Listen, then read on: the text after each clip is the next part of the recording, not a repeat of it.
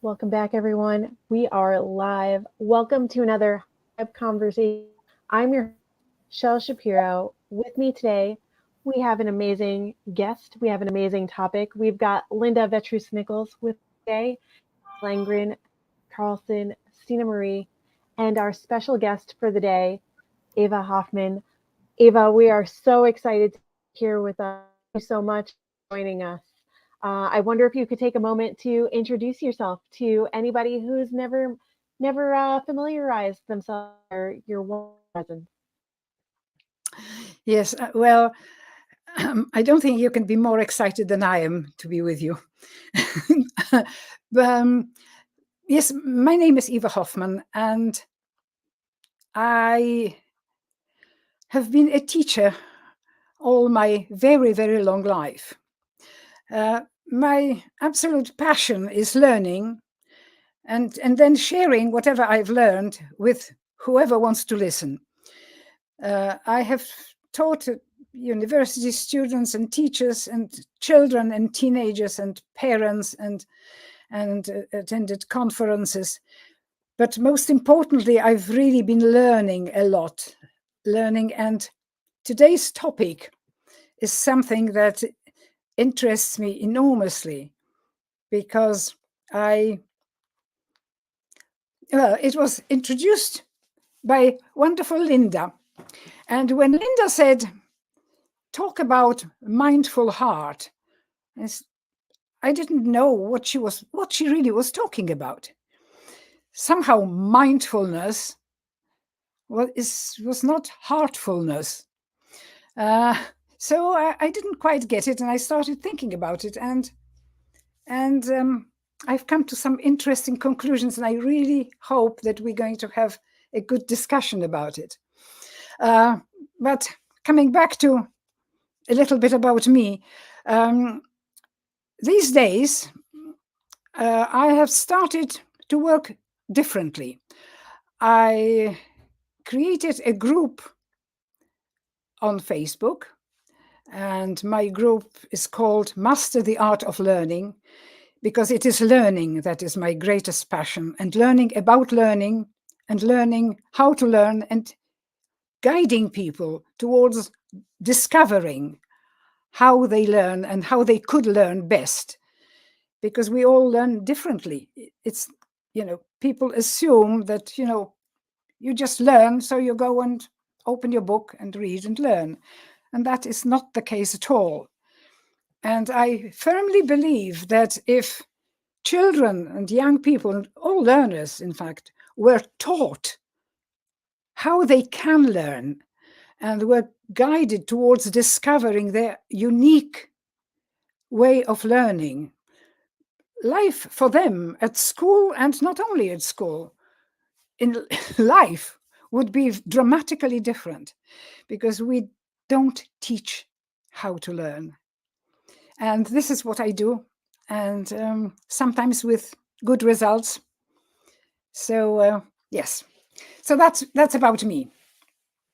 And now maybe about the mindful heart, because for very many years I was talking to teachers, to children, about heart, about listening with the heart.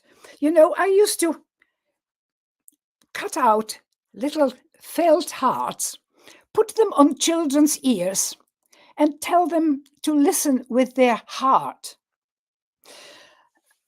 We also had hearts which we put here, and I asked the children to put their hand on their heart and listen very, very carefully with their heart, through the heart. I did quite a lot about heart. Preparing for today, I discovered that many years ago, I ran a workshop. The title of the workshop was The Heart of Learning. And I did talk about brain-heart coherence. But I didn't really know what it meant. For me, the heart was still a symbol of emotion, of, and if talking about heartfulness, it was about emotional intelligence, and probably also about a different way of knowing. Not the brain knowing, but emotional knowing. But I don't think I really understood to the end what I was talking about. That was a very strange realization, I have to say, because I did know about Heart Math Institute. I don't know if everybody is familiar with Heart Math Institute. That is an institute in, I think, in North America, probably in California. Linda, do you know anything about that? It isn't in California. I think it is, but I don't know that part. But yes, I I'm think it is. Mm-hmm. Books have been written about it, and if you go on YouTube, you'll find a lot of interesting, fascinating information about Heart Math Institute. It's one word. They have been doing fascinating research for years. And I read the books and I heard a little bit about it, but somehow I never went very deep into it until now, quite recently. I found out that in 1992 or 91, scientists discovered in the heart 40,000 cells, which are brain-like cells. They are called sensory neurites. But that means that the brain is, that heart has a little brain. And the scientists discovered also that this very brain learns independently of cranial brain, thinks independently, and feels independently.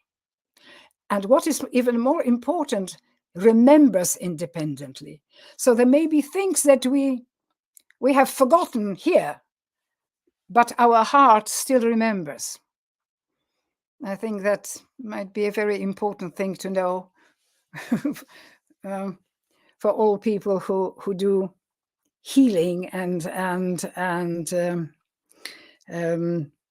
self-development and counseling. Anyway, so this brain, the heart brain, communicates with this brain. And what the scientists are telling us is that the conversation between the two brains keeps going on all the time. However, apparently the heart talks more to this brain than vice versa.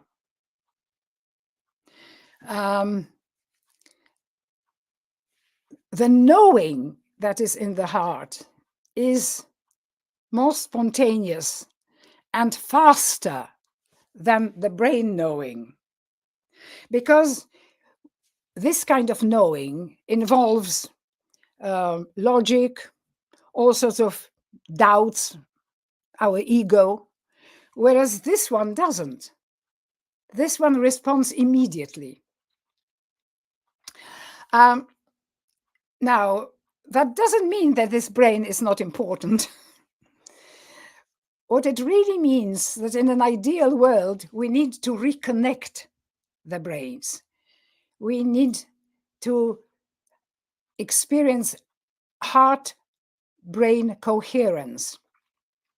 Now, this extended network is an optimal way of knowing and thinking.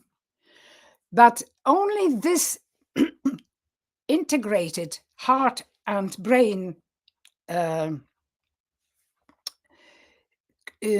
creates, well, I'm not sure now, creates is not a very good word, results in deep intuition, in compassion, empathy, and the real knowing.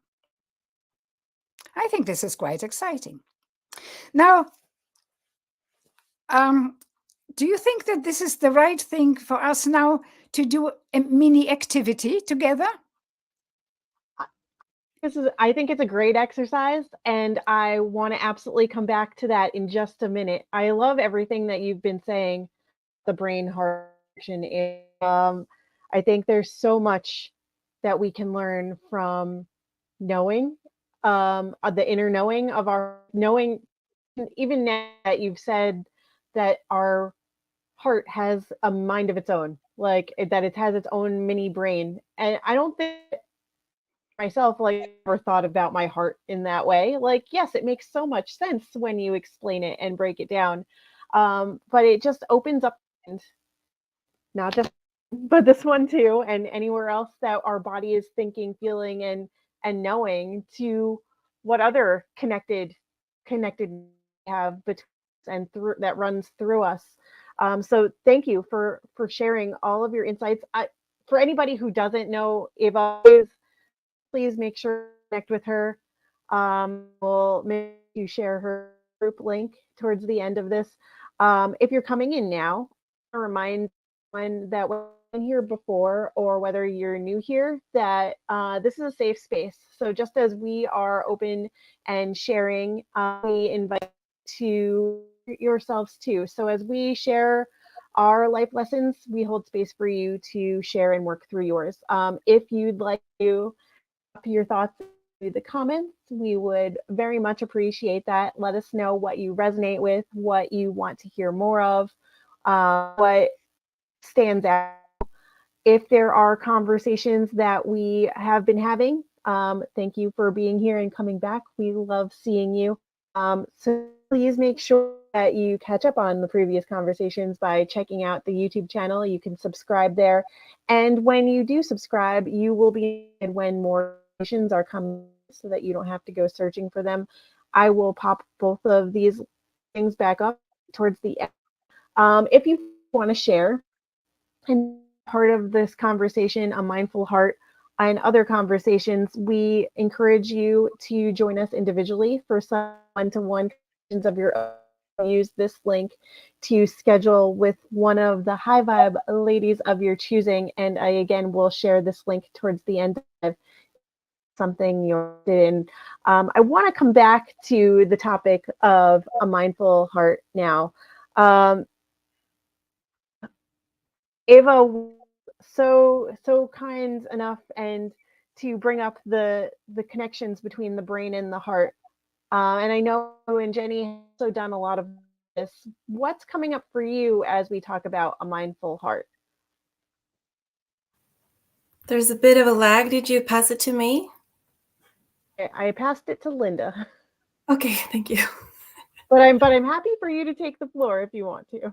Yeah, and Eva had an exercise for us. So, real quick, when you were mentioning the Heart Institute, my first experience with one of the projects that they were doing was when 9/11 happened, and they had been monitoring hearts for a very long time, and then they started monitoring hearts around 9/11, and the actual measurement, the energy of all of our hearts actually dropped during 9/11. And they're very familiar with the energy of the inner core of the earth. And seems to me the energy in the inner core of the earth matches the energy in human hearts. So it was really interesting to watch that drop through the whole 9/11 crisis. So did you want Eva to do the exercise now, or do you want me to pass it to Jenny, or what's your thoughts, Shell? Well, if we could, this is a 2-minute thing, but I would just like to show you, because we talk about heart-brain coherence. Now, what is it, and how do we do it? I think I am a terribly practical person, and I the first thing I want to know is, what does it mean to me, to other people? How can we achieve that? So we were going to create our brain heart harmony, coherence, in the next 2 minutes. Is that all right with everybody? Yeah. Okay. So if you can just sit comfortably, drop your shoulders and gently put your hand or finger on your heart. The first step is to focus your attention on the heart. And focusing attention on something is much easier when we touch the place. And now, very slowly, on the count of 5, I will ask you to breathe in, and very, very, very slowly, on the count of maybe 7 or 8, to breathe out all the air out. While you're breathing the air out, I would like you to awaken in yourself some kind of feeling like either gratitude, compassion, appreciation, or care. For me, gratitude is always the easiest, but whichever sounds best for you. All right, so shall we now breathe in? 1, 2, 3, 4, 5, and out. 2, 3, 4, 5, 6, 7.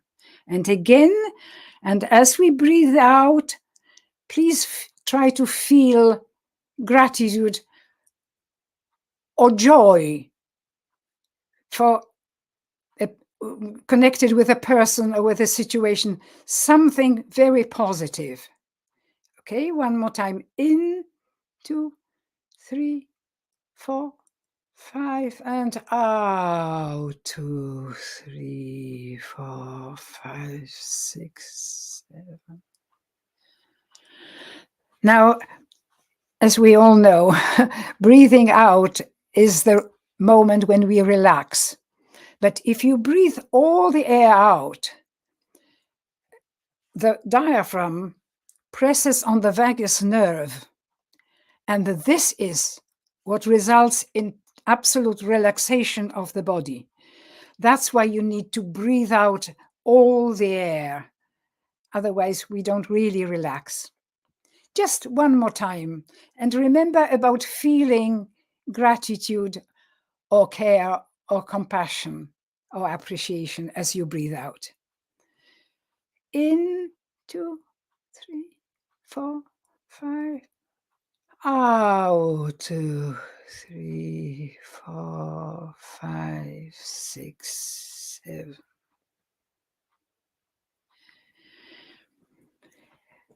Thank you very much. Greg Braden is the person from whom I've learned most about the heart and heart-brain coherence. He is absolutely brilliant, and the way he explains this is infinitely better than the way I have explained it, because he is a scientist and he is somebody who has been practicing heart-brain coherence for the last 30 plus years. So he really, really knows all about it. But it is important that apparently, if we do that, this is a question of 2-3 minutes. If we do that kind of breathing a few times a day, our immune system, our nervous system are going to be in a much, much better state. Somehow the immune system benefits enormously from this kind of relaxation and with this kind of communication between the heart and the brain. Okay, I said everything I needed to say. Thank you so much. And who's lifelong, are you sure you've said everything you need to say? I feel like that's maybe only it for now. And I love that, guys. I love the encouragement that it not only gives us individually to tap back into ourselves and but the encouragement that we're giving to everyone who's listening and viewing us to do that for themselves too. So wonderful exercise. Thank you. I want to bring it down to Jenny now. Delay or not, Jenny, what's coming up for you? Oh, thank you, Sharon. Thank you, Eva, for that really really comforting exercise. What's coming in for me is, so I don't know how much of my story that you heard, but I was in a very destructive marriage for 10 years with a man with very narcissistic traits. And what's coming in for me is that for various reasons, we can really, really get stuck in our heads. And the way I describe it is that I was actually trained to be stuck in my head, because a woman who is connected with her heart, oh my goodness, you don't mess with her. She knows her boundaries. She knows what she wants. And so it's been a healing of reconnecting. And I share with my clients how it really is activating a new part of your brain. And it is building new neural pathways, starting to listen within and starting to reconnect with your heart. And it feels really weird and strange. Some people say it feels selfish. I've had that experience as well. When you start listening to yourself and your inner system. But I've recognized that everything I longed for was on the other side of that fear. And every time I did it anyway, and every time I did listen to my heart, I reclaimed that space for myself. And it was a path towards living, being alive for my kids instead of dying for them, because that's where I was at. So I'm just enjoying this conversation, and I'm recognizing how our paths are really woven together, and the words that you're giving to this topic is complementary to the words that I usually use. So it's just really, really interesting to hear you speak on this. Thank you, Eva. Thank you so much. Thank you, Jenny, for sharing more of your story. Because no matter how many times we may have heard it, bits and pieces, hear you share it again is a powerful reminder of how you reconnect and your self-awareness and self-love that you've given to yourself. And I love hearing you from week to week about your loving yourself and holding space for yourself as you hold space for others. And if that's exactly mindful is, at least for me, that's what's coming up, is like that you can be so mindful and present, loving for yourself, but still have, give as much as you can give while knowing your limit. And something that you say is knowing you end and the other person's and mindful heart too. So I love being able, as you said, to intertwine this conversation with your own language that you use so beautifully. So thank you for weaving that into and sharing your story. When I'm coming over to you, what's coming up as we talk about a mindful heart? We missed the wording who you're coming over to. Dorit. Somehow I guessed that. Yeah. Thank you, Shell. A mindful heart is what I've been working with for the past 5 years. After I certified as a Leadership by Heart coach at the Leadership by Heart Coach Academy here in Norway, I got out of my head and into my heart, and the treasures that I found in there and that was unveiled in the clients were mind-blowing. There were so many profound, how can I put it, truths that they had been searching for, that they had been looking for, asking around, going to therapy,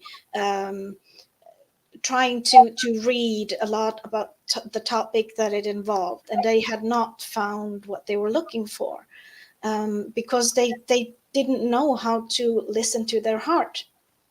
they gathered a lot of information into their brain and tried to puzzle things together to get the answer that they needed. But what I do and what is so powerful is when we use we use breathing techniques like Eva showed, and we do hypnotic inductions to help people forget, just ignore what's in the brain and focus on the heart and what is hidden in there.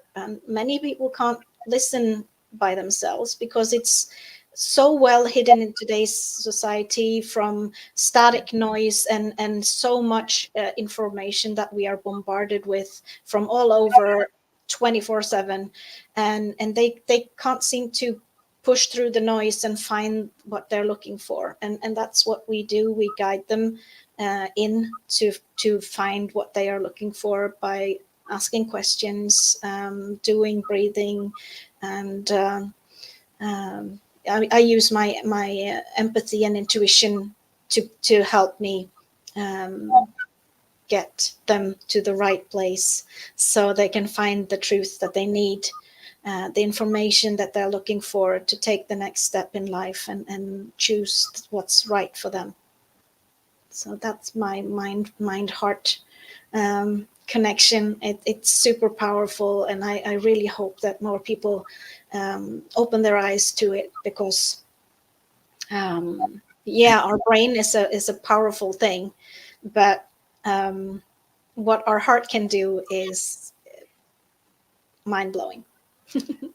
But it's the question of trusting our intuition and trusting the heart, because we still kind of think, yes, well, but how about logic? How about argument? Yes. Is it really my intuition, or is it something else? Yeah. Is it my ego, for example? This. Of course. And that is why we only use a lot of questions when we go in these, and when they can find these answers within themselves, it's so much more powerful because they see it. No one has given it to them. No one has suggested anything.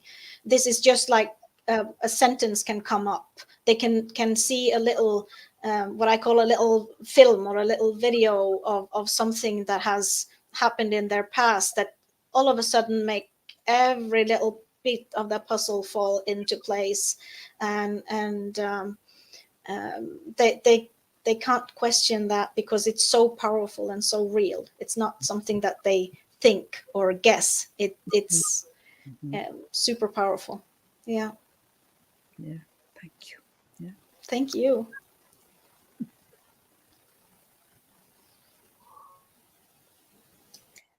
Whatever is going on right now feels very powerful. That's the words that stood out to me, and that was the best way to describe it, because the internet connection might not be stable, but our heart connection right now is, and it feels more powerful than technology that could bring us together. And that, as you were talking about the power, that powerful, I was like, oh yeah, I'm just gonna latch onto that word because it just feels like so much of what I was looking for to say. I'm gonna direct the conversation now over to Stina, lovely Stina. What's coming up for you as we've been talking about full heart?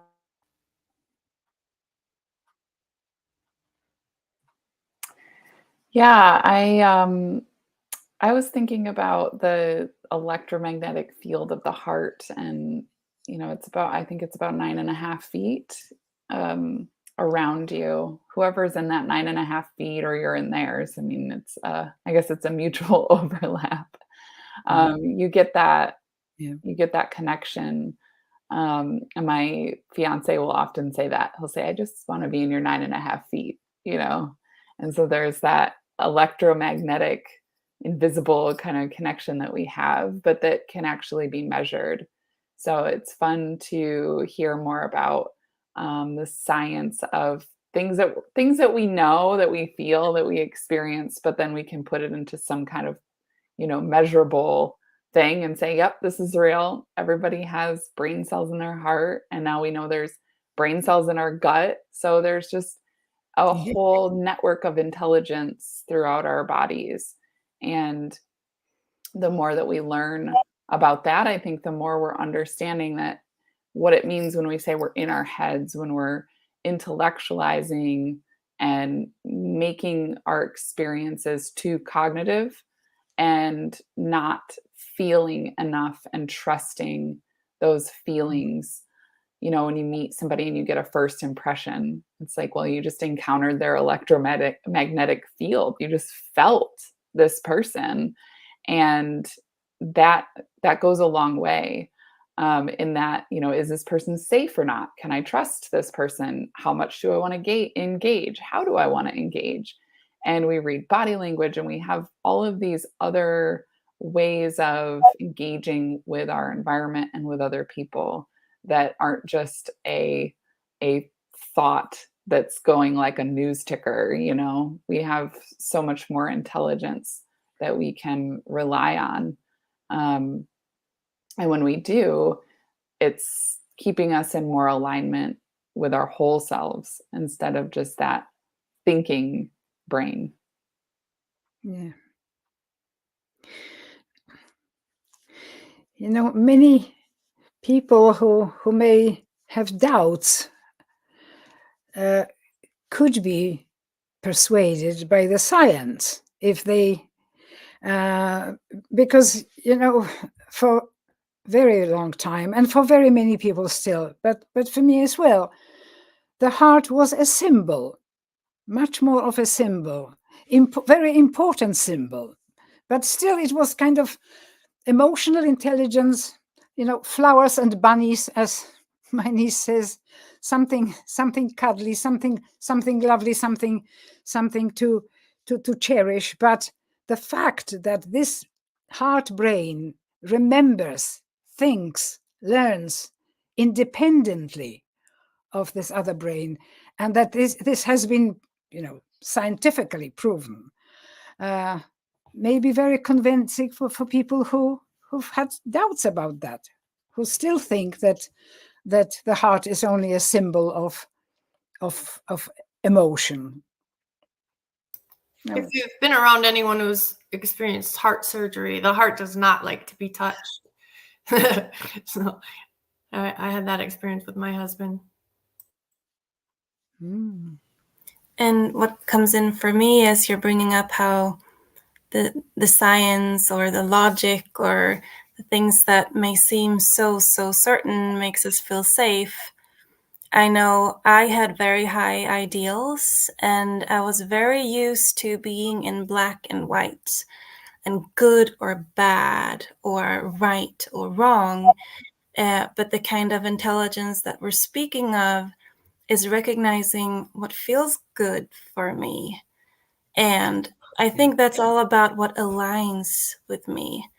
And it's just another kind of knowing. And that really brought me that sense of safety and confidence that I for some time looked for by controlling my surroundings or making sure that everything turned out the way I wanted it to.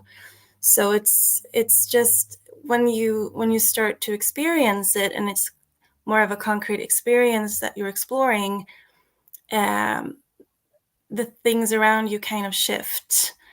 And I think it takes to start trying it out or having these conversations to recognize that it is safe, and it brings you peace to get in touch with all of you and your entire system. I love that, Jenny, because it is beyond intuition. It is personal choices. Like Terry says, make decisions with your heart, use your soul for counsel. So I love that, the way you describe that. I do too. That's a beautiful way to wrap up this discussion on a mindful heart. I want to thank everybody for tuning in today. We've talked so many ways to get with your mindfulness, your heart, your inner knowing. the brain heart connection, the intelligence, different way yourselves. If you'd like to have more of these conversations, we'd love to have you come back and join us for another high vibe conversation. And you have that more individual, we invite you to join us for one of those as well. Please make sure to subscribe to the YouTube channel so you don't miss any of the previous conversations or the ones that are coming up ahead. We want to thank you for always here, for helping us create and support each other, but yourselves too. This is a safe space. We love having. And until next time, I thank Eva Hoffman for being our special guest today. It's been a beautiful conversation. Forward to having many more to come. We'll say bye for now. Thank you very much for having me. Very, very, very much.